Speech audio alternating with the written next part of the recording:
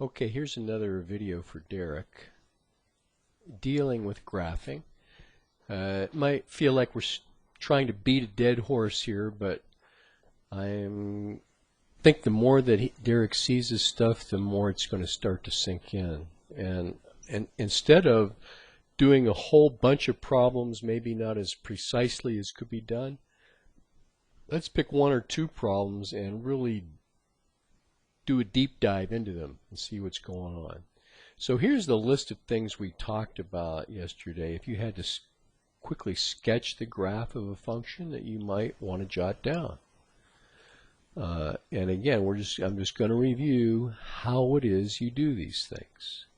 To find the roots of this function g of x, which was one of your problems I saw in the assignment that I think I sent you.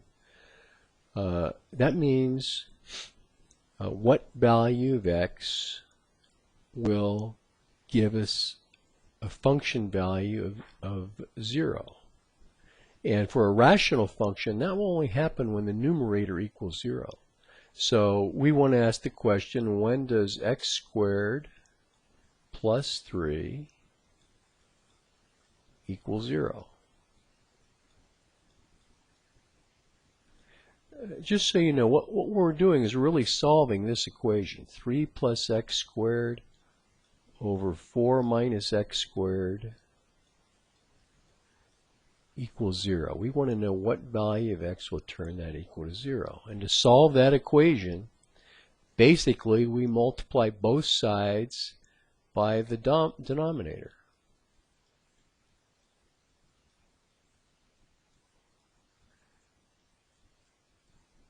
Why do we do that? So that this denominator disappears, and then we'll be able to solve for x squared. But we just get 3 plus x squared equals 0. Because 0 times this expression is going to be 0. And so when we solve for x, we get x squared equals minus 3. And then we realize in the set of real numbers, if I take the square root of negative 3, there is no solution in the set of real numbers. So there are no roots. What that means is that when we graph g, it's never going to cross the x-axis. There's no x-intercepts. Okay? And this is the kind of work you could do in your head or on scrap paper. We don't have to necessarily show that unless you're on a test and that's specifically what you're asked for. Where's the y-intercept? We should definitely jot that down. When x is 0, what's g of 0? That's what we mean by the x-intercept. When x is 0, what do we get for y? Well, we just get 3/4, 3 over 4. So we say the y-intercept is the point or the ordered pair. When x is 0, y is 3/4. Vertical asymptotes occur when the denominator is 0. When does 4 minus x squared equal 0? We could factor, or we could go 4 equals x squared and take the square root of both sides. X equals plus or minus 2. So there's a vertical asymptote at x equals 2 and at x equals minus 2. And remember, the asymptotes are equations, not numbers. Where are the horizontal asymptotes for this rational function? Or where is the horizontal asymptote if there is one?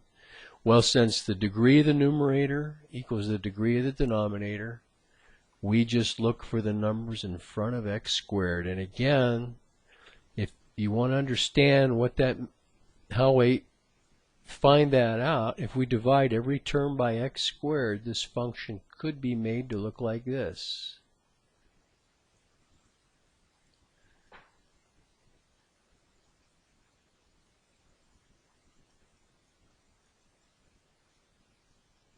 And as x gets bigger and bigger and bigger, like 1,000, when x is 1,000, we get 3 over 1,000 squared. These fractions approach 0. So we get 0 plus 1 over 0 minus 1, which is minus 1. So the horizontal line y equals minus 1 is a horizontal asymptote. And again, if you do that enough times like that, you start to realize, hey, all I have to do is look at numbers in front of the x, the highest degree term. A 1 here and a minus 1 there. Plus 1 over minus 1 is minus 1. Does the function cross the horizontal asymptote? So we want to ask the question, does 3 plus x squared over 4 minus x squared,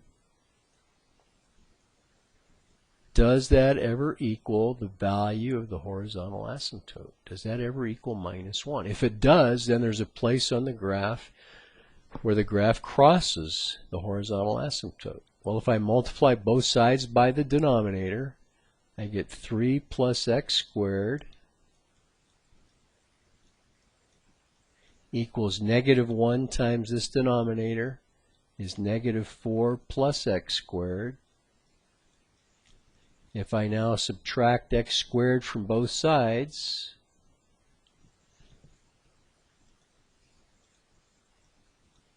I end up with the false statement that 3 equals negative 4.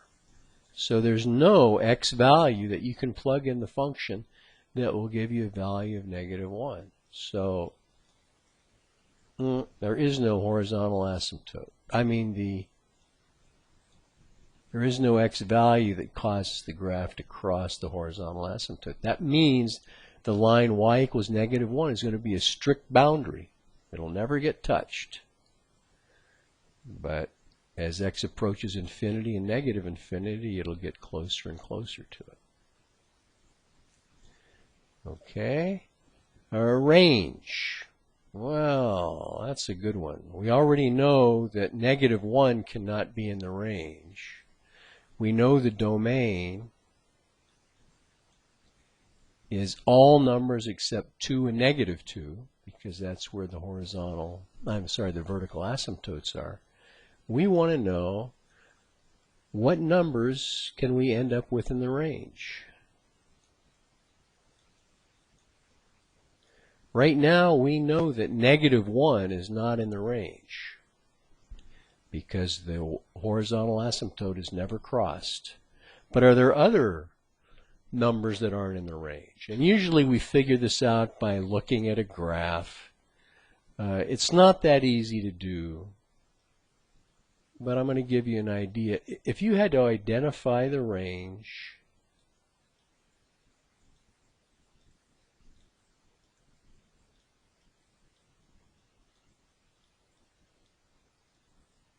without looking at a graph, you might go like this. Let k equal any real number, but we already know that k cannot equal minus 1. We want to see if there's any other numbers that we can't end up with. So if I solve this for x, this equation, and then see if there's any values of k that we can't end up with, then we can exclude some other elements from the range. So if I multiply both sides by the denominator again, 3 plus x squared, and this is overkill in my opinion. Just look at a graph. But let's go through it. I multiply everything up the right side by 4 minus x squared. I get 4k minus kx squared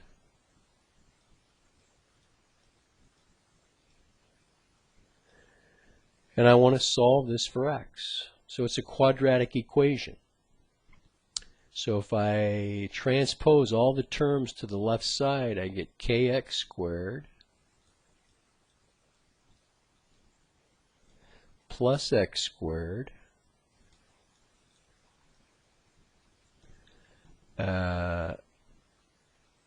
Well, I'm gonna, since there's no x terms, I'm gonna just write it like this. Because now I can factor an x squared out of here and get k plus 1.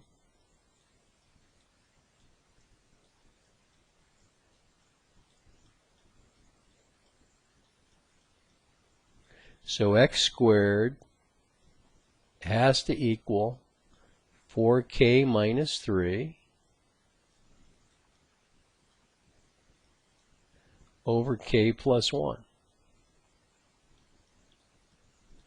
Now, and then x equals, take the square root of both sides, it equals plus or minus the square root of 4k minus 3 over k plus 1.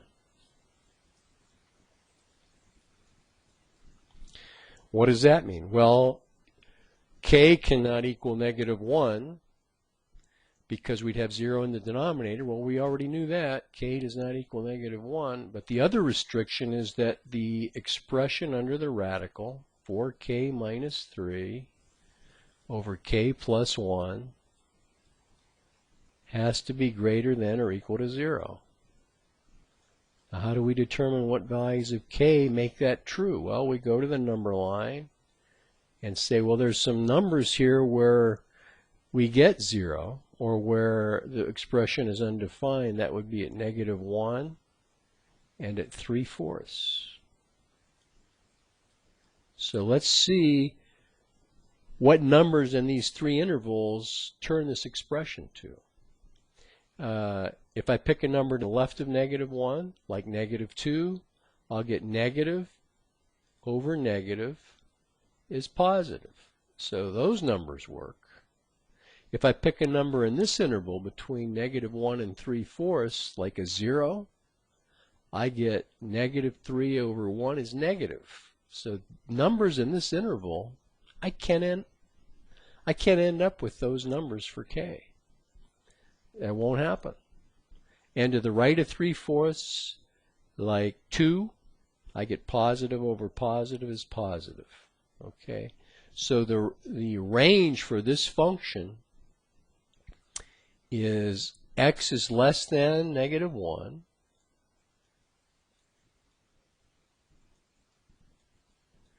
or x is greater than or equal to 3/4.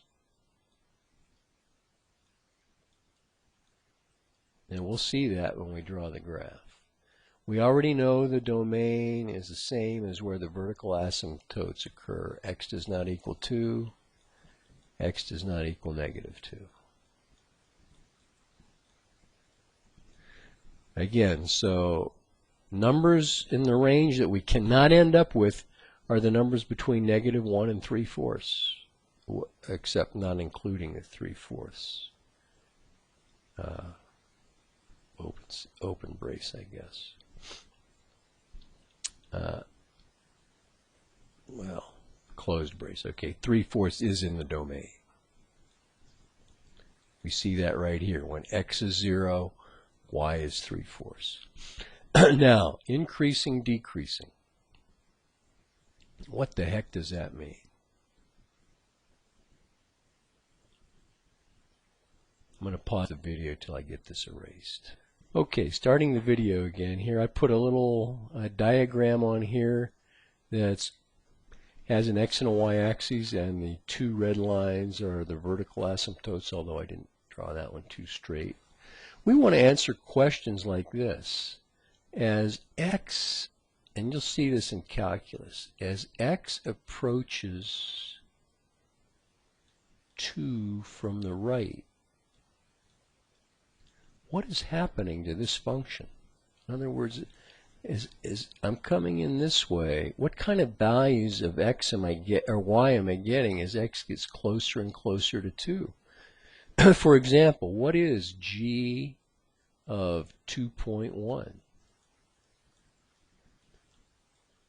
And then what's g of 2.01? Well, it gets tedious.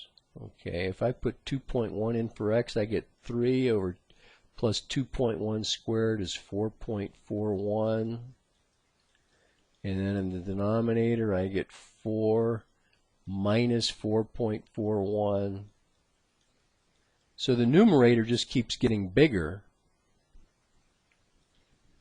Well, not bigger, but the denominator keeps getting smaller because I get 4 point something even closer to 4. And so as it gets smaller and smaller, this number gets bigger and bigger. And I'm going to show you that right here.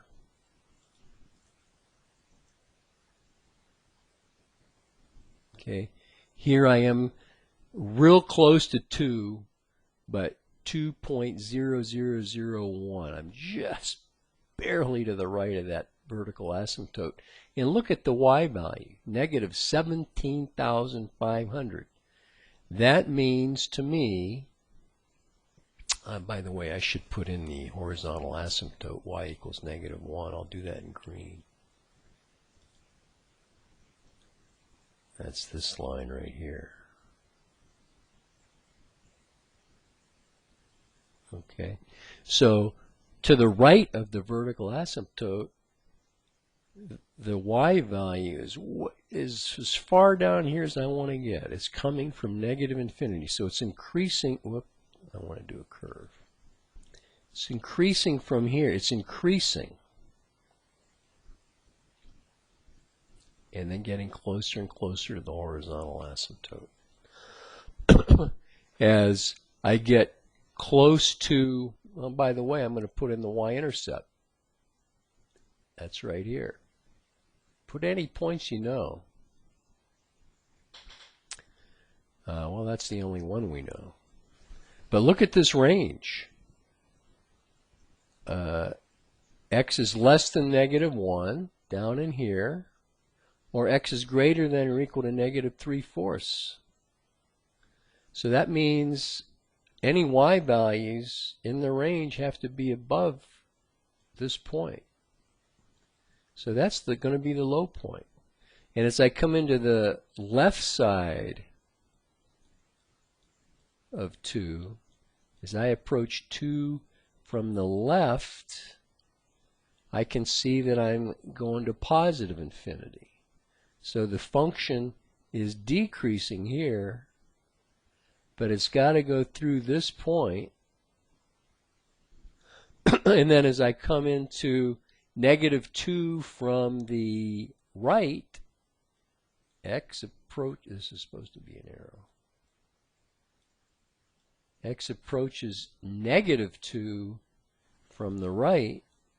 That would be a number like this, a little bit greater than negative 2 from the right side. That's approaching positive infinity. So this is now going to start increasing. And since this is a even function, it's going to be symmetric about the y-axis. So this is going to look like this.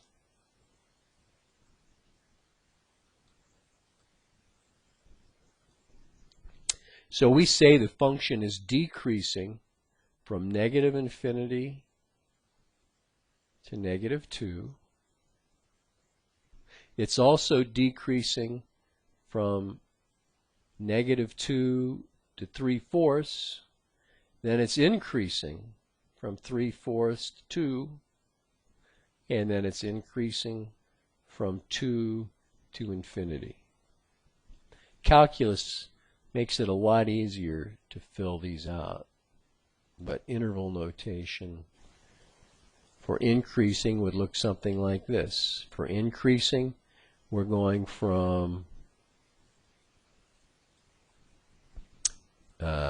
actually 0 to 2, union from 2 to infinity. Decreasing from negative infinity to negative 2, union, oops, union -2 to 0. That's a negative infinity, not an 8. Okay, so I beat the horse to death there. But I'd like to see you, Derek, get in the habit of kind of just building a table like this anytime you're dealing with a graph to help build up your skills on finding those important elements when you're graphing a function. Now I'll quickly go to Desmos. There's the graph. Y equals -1. There's the horizontal asymptote. Note that here's the low point. There's no x value, there's no y values between -1 and 0. We couldn't, you just can't end up with one. The vertical asymptotes, x equals -2, x equals 2. There are no real roots because the graph never crosses the x-axis. Okay, so I might do one more of these that has a slightly different look, but I'll end this video now and send it along.